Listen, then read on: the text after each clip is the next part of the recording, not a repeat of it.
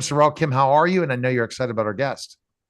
I'm doing great, thank you. And yes, I am excited about our guest, Mark Cole, who has had many chapters in his life.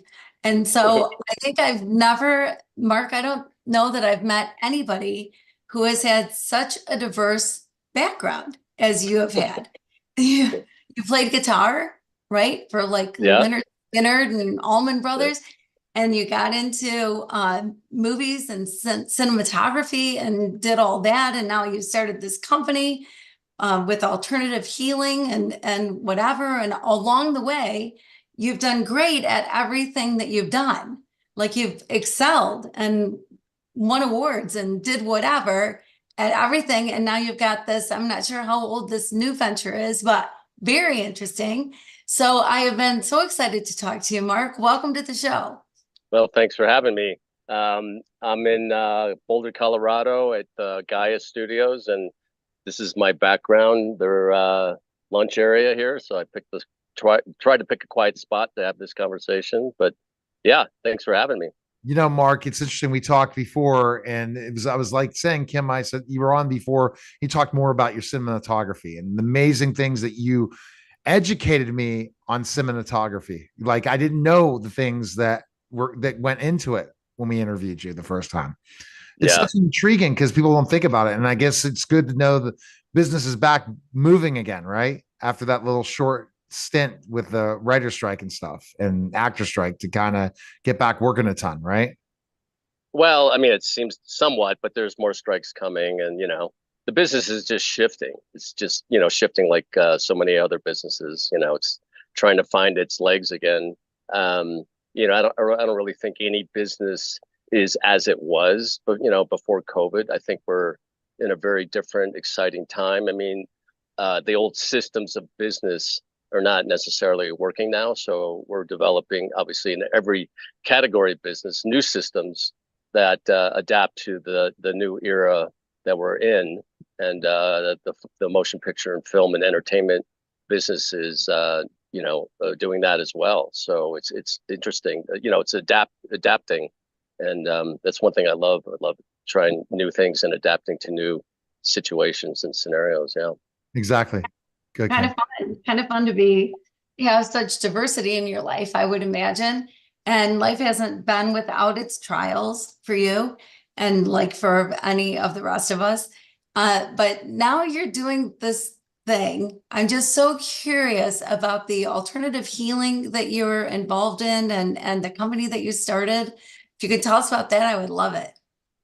Yeah, I mean, it's kind of a big story, but I'll give you somewhat the elevator pitch. But you know, um, through my music and cinema. By the way, I was not a guitar player for Leonard Skinner. I played with some of the folks in and around that area. I was in Jacksonville, Florida, but it was a very big music town when I was there as a teenager. And but and then I fell into the film business at a very young age there, and it just I'm self-taught as I am with pretty much everything. But through working my way up in motion pictures and documentaries and industrial films and commercials and stuff, I was always fascinated with storytelling and the human mind and how we operate and how we think. And when we create any story for cinema or television or documentary or whatever it is, I just love getting into the nuts and bolts of what the story really is. Where did it come from? How we think? What resonates with us as an audience? Making tons of commercials, thousands, throughout my career. It's like, okay, what is it that people want to see? What is it that turns them off? What are they, pulled into? What is the psyche behind the commercial? Not just necessarily, the imagery or the or whatever that might be, but the creative that drives sales, if you will, or makes us watch something. When we look at something interesting, especially on film and television, it's a type of hypnosis. We get glued to it, and we want to see more of it, and that's a type of trance, if you will. And that always fascinated me. Like, what is that? Why are we drawn to some things and not other things? And, some people like, a really excellent comedian versus, somebody that's not very good, they actually get you in some sort of trance. You can't stop laughing. You can't stop looking at them, right? Prince or Michael Jackson, there's something about them that's hypnotic, right? They put you in a whole different state of consciousness. And people don't even know where they are, what they're doing. They're just mesmerized by that, right? So unknowingly, that's very parallel to what psychedelics do. I didn't know that at the time, but now I can see the crossover. I mean, I'm sitting here at Gaia, and these conversations are they intersect in quite some ways. And the new world that's being developed here with collective consciousness and everything, it's about opening up the mind and opening up the potential of the mind and opening up awareness to everyone. Giving information that's never been available to most everybody, and to realize that we're way more powerful than we ever thought we are, and our path that we think we're on might not always be the one we're supposed to be on. So it's a really fascinating time of revelation and change. There's a big change coming, and we're part of it. So the company came about, to answer your question. The company came about through, I had several decades of success in television and film, and I became extremely busy. I was working all the time, traveling all the time, and I started, just kind of losing myself or whatever. And business would go up and business would go down. There would be recessions. There would be things like that, and I realized that, years later, that I had attached my core identity to my profession of a director or whatever, right? So when work was good, I was good. When work wasn't good, I wasn't so good. So, and a big, component, especially, 80s, 90s, and 2000s of the creative process of filmmaking, or just in general, the industry, if you will, was alcohol.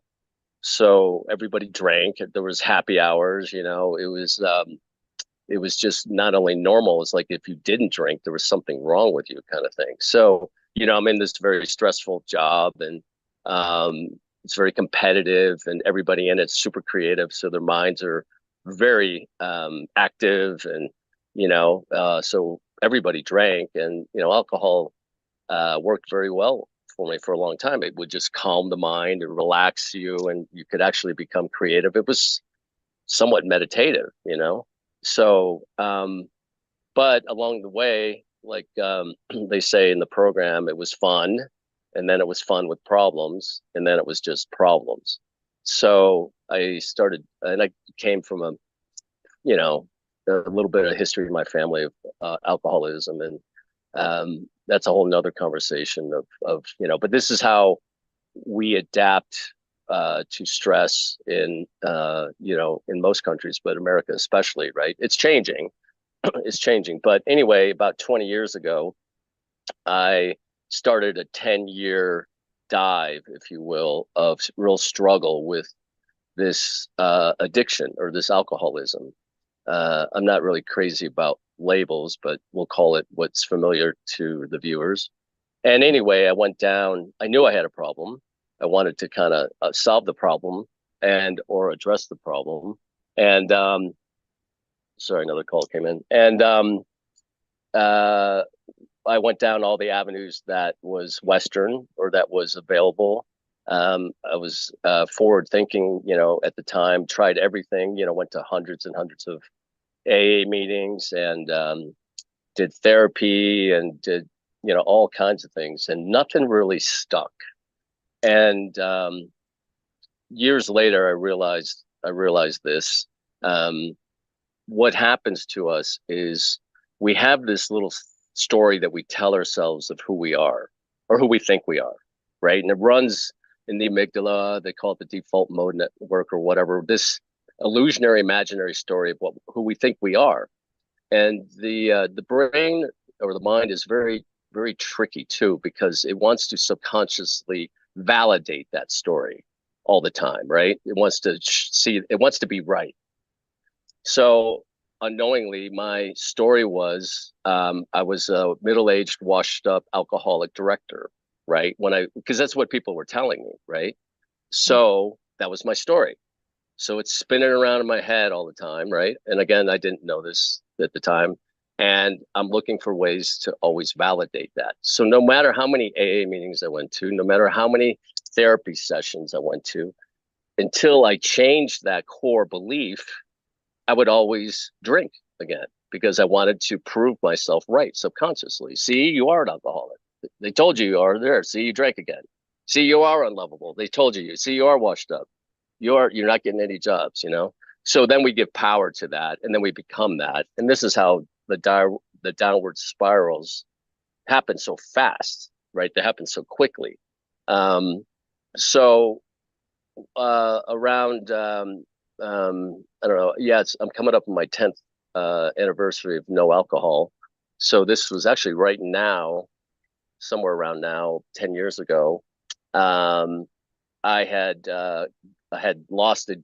I had shown up on a job, the first one drunk, and I had never done that before. And they fired me, and which obviously I should have. And I had this like 35-year reputation, impeccable reputation, literally gone in 10 minutes. That was all about my reputation. Anyway, I ended up going on like a 3 month, I can't remember honestly, but 2 or 3 months drinking binge. I was down to a 300 square foot apartment in Venice Beach, California. And I just basically shut the blinds and just kept drinking because I would wake up so shaky and I was just going out of my mind. And one day I was laying in bed and I had some sort of paralysis where I couldn't move and I started hallucinating. And nobody was talking to me. I hadn't talked to my kids or nobody.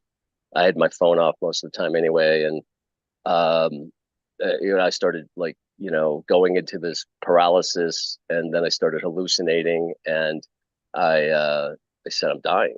This is what it felt like. I felt like this is it. I could feel the life force kind of leaving me, and I went and I had been in rehab, I don't know, 5 times and in the hospital like 8 or 10 times getting detoxed and anyway, I don't want to try again because I've tried and tried, just doesn't work.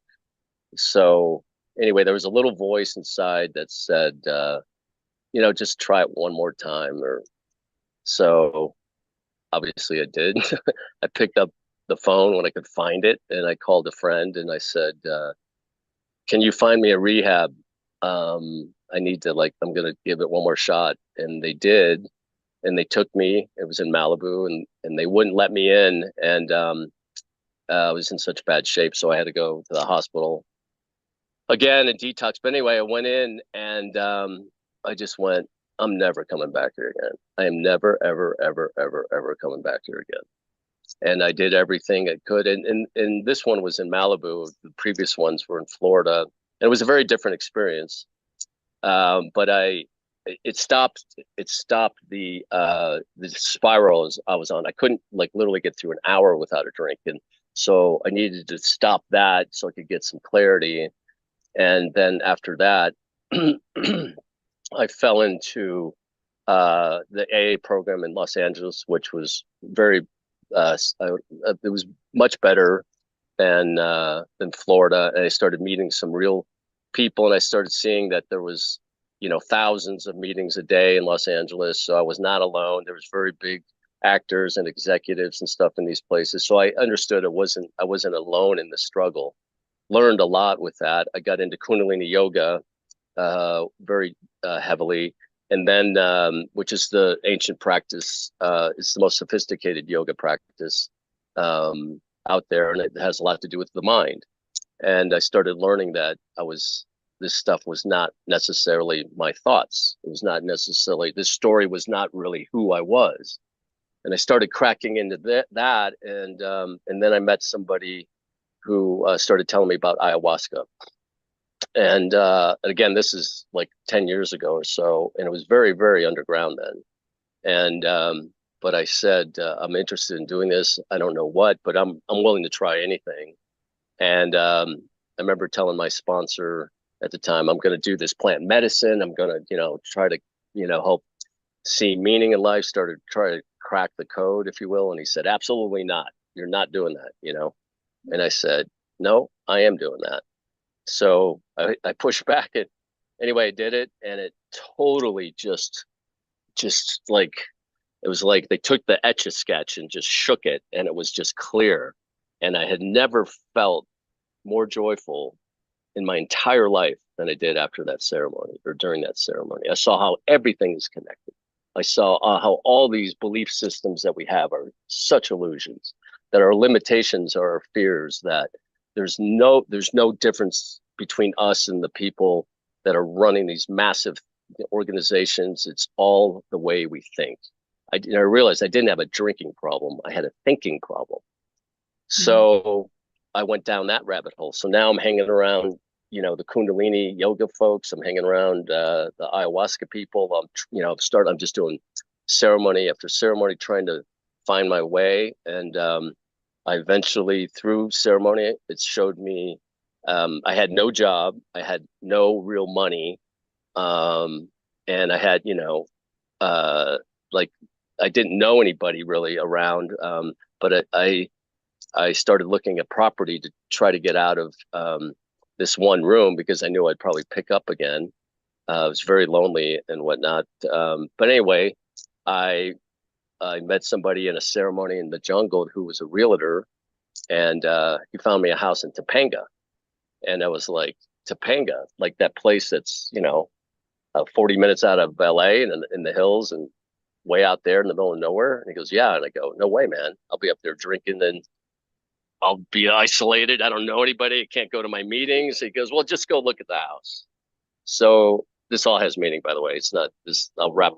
This comes full circle in a second. But anyway, so I go up there. I see this place. I can't afford it. Whatever. I walk in, and immediately, there was a sense of being there.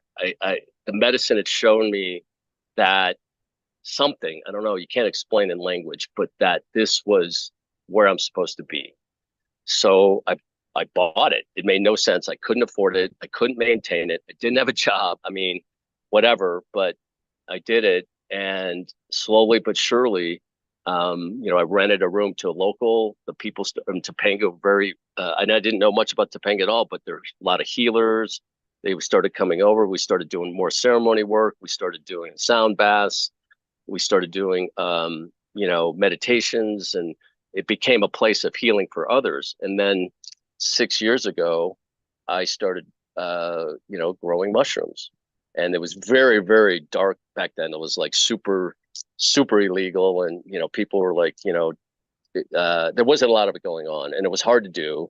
And we were growing in like, mason jars and pressure cookers. And we struggled for a long time, but there was something in me that said, keep going, because I was using this medicine to just keep me in check, and we were making our own microdoses 6 years ago, right? Nobody heard about it then, really. So anyway, it developed into what it is today. And there's been many, many struggles, but I've been shown through the ceremony work that we do with it that this is my new purpose. Right. So I have a very different story now, if you will. So I changed my life through changing my story, but the psychedelics showed me my new purpose. Right. And so this 10-year struggle of addiction and whatever, alcoholism, and was necessary for me to be where I am today, to speak authentically of the mystical, magical, scientific powers of these ancient medicines that have been here to help us. And we have helped 1,000 people, and nothing brings me more joy to see people heal themselves, So it's not a great business model. You get them, they're not coming to you every week or month for more and more, but this is a huge conversation, and it's a huge time for it to be happening. It's amazing. Yeah. Wow. This is an amazing story, and I'll let Kim jump in the next question. But ayahuasca, is that major thing? Because I mean, people talk about going to Peru to do this, and and I have a someone else help in the performance. It's something that you shouldn't take some of the that psychedelics without having someone there with you, right? Is that correct? For sure. Now, there's three main doses of most psychedelics, right? There's the major dose or the hero's dose where you go deep and you find yourself, and that's that you definitely need supervision with, unless you're experienced. I mean, I do it alone sometimes, but a very experienced facilitator. And also, it's very important that you come in, like we talk a lot about it. I'm sure everybody's heard the terms, the set and the setting, right? So the mindset that you're coming in with, and the setting that you're in, like who's there. Is there other people there? Are you by yourself? Who's running it? Where'd the medicine come from? That's a huge one. That's where we come in quite a bit. But those are super important things. And to diet ahead of time to make sure the vessel, the body is as clear as possible. The mind is as settled as possible, to do meditative work beforehand, not watch the news, don't be around people that trigger you, and then come in with, a real solid intention of what you want to see or learn or find, right? That's definitely ayahuasca operates. I don't know how much time we have here, so but About eight more ayahuasca minutes. We about 8 more minutes. But so I better start talking faster or something. But anyway, and then we have the social dose, which is more a dose that you feel, and it's kind of light and fun. And then we have the microdose, which is an imperceptible amount that just basically subtracts worry and anxiety. So it's very, very effective, but it has no psychoactive characteristics to it. Wow. So those are the main categories. Yeah. Yeah, it's amazing. I've known people who are in that world that have said every time they do it, a miracle happens, that it's always life-changing, that it's just an incredible experience. And I think we've just kind of neglected, don't you think, Mark? We've sort of neglected all of these things that are grown on our earth, and we've ignored them for healing. And Well, they, yeah. yeah. Well, I remember the first ceremony I did. I came out and I was so joyful and happy. And I said to the shaman, I said, how in the world can this be illegal? Like, why is this not main? What is up? And by the way, it used to be for the whole of mankind up until 200 years ago. I mean, I guess in 400 AD is when when the Catholic Church took over. This is documented in several books and made us. We used to be a psychedelic based world, and now we're an alcohol based world, right? So that shifted because alcohol disconnects you from spirit, right? So, but these things have been here, and anyway, so I remember the first time I did that ceremony. And it came out, and I said to the shaman, "How can this be illegal?"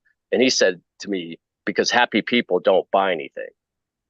That's and true. I never forgot that. And I said, "They don't. They don't. It's bad for business, right? They mayhem, disconnecting people, chaos, racism, hatred.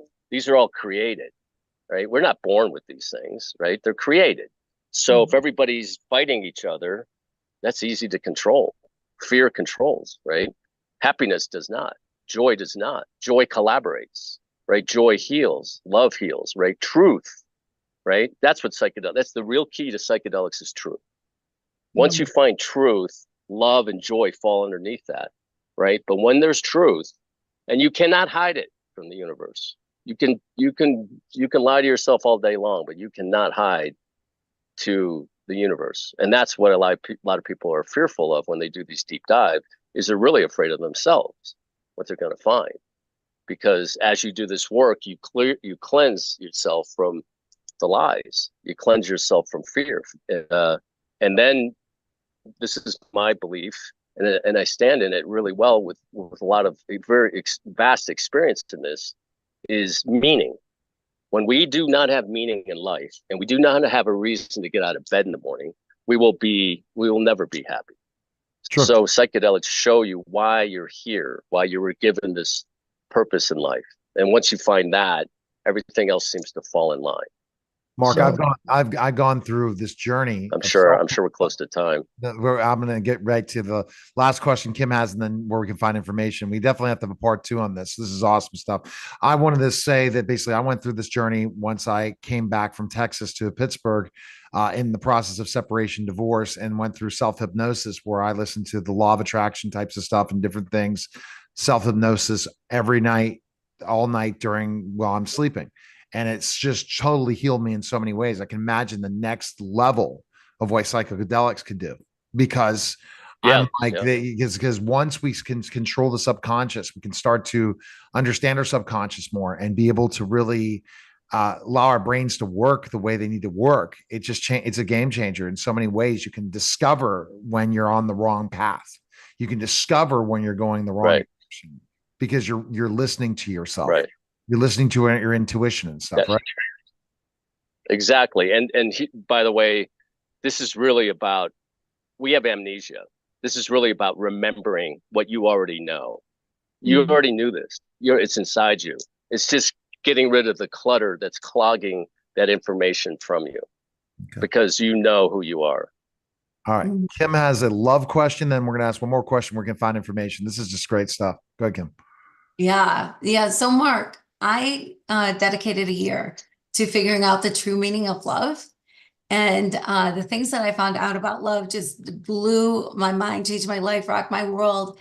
And I'm curious where love plays a role in all of this that you're talking about. Like, did you, after your first experience or at some point in time, look at love completely differently, or how does love play a role? Excellent question. And again, these are all through my personal experiences. And you hear the word love, and you're like, oh, I love that. No, maybe I lust that person. Maybe it's not love, maybe, whatever. But this is the way I really believe it now. I go back to truth, right? I don't know if you've read the book Conversations with God, but the dictation from God, one of the quotes he says is truth. Underneath truth is joy, and underneath joy is love. So when you find truth, like if I love someone, I have to respect them first, right? If I love myself, I have to respect myself first, which means I have to live with integrity, which means I have to live with truth. Once I trust myself and respect myself, then I can love myself, right? And then when I do the right thing with the right person, you feel that warm feeling in your gut that's, it's right. And when you know something's right, it's true. And then that's where love is. That's my belief. And then the heart resonates. They're doing many studies. The coherence of the heart is all, again, from truth. And truth is safety and security and respect and integrity. All go to truth, right? And when you do these ceremonies, like I said, you can't hide from it. No. You can deny it all you want, but that's when the ceremony gets really difficult, is when you're believing your own bullshit and you start squirming, and it's saying stop it. And when I do ceremonies, I say, cut out the BS. Just stop it. Oh, well, no, stop it. Just stop. Stop trying to justify it. Stop trying to just stop it. 100%. It's either this or that. Yeah. And it's really easy. And then that opens up the channels to what you were just saying a minute ago, Neil. It's like you're discovering yourself, because it's been there. And all you're doing in psychedelics is learning. You're teaching yourself, because the human mind has amnesia. We've forgotten. Children, they know. That's why they're joyful, right? That's so true. The final finish up is where we can find information on frequency caps. It's very interesting, Mark. You had that idea. If you're a fan of Billions or ever watched the show Billions on Showtime, one episode involved, they were looking at trying to bottle the whole psychedelic thing with the shaman and all that. And so you're, I guess, ahead of your time in so many ways. But where can people find frequency caps? Yeah. Well, it's frequencycaps.com is the website, and Frequency Caps is our Instagram. And we have lots of education, and our mission is to really educate people, just like we're doing right now, with awareness, so that they're not afraid of it, right? and they know that this is because I'm living proof that this works. So it's frequencycaps.com and frequencycaps at Instagram. Yeah. Appreciate it. Thanks, Mark. Okay. All right. That was a special simulcast of the Neil Haley Show on the Love